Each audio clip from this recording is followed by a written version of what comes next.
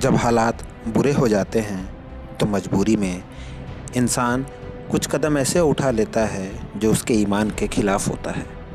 मौजूदा वक्त में प्रवासी मज़दूरों की स्थिति भी कुछ ऐसी ही है।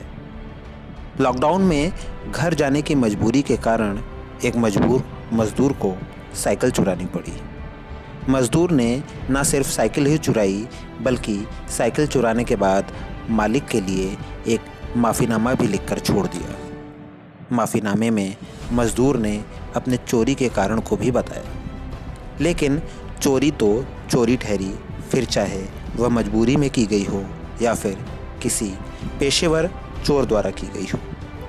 लेकिन प्रवासी मज़दूर द्वारा की गई यह साइकिल चोरी हमें और आपको सोचने पर मजबूर कर देगी सोचने पर कि किन हालातों से वो मेहनतकश मज़दूर गुज़र रहा होगा जब उसके मन में चोरी जैसा ख्याल भी आया होगा।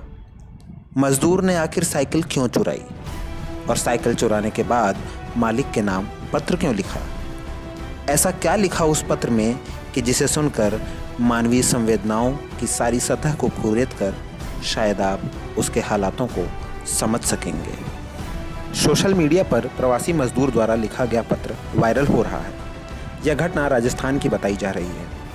उत्तर प्रदेश के बरेली ज़िले के निवासी इकबाल राजस्थान में काम करते थे। लॉकडाउन में पैसे न होने के कारण वह अपना और अपने विकलांग बेटे का भरण पोषण नहीं कर पा रहे थे।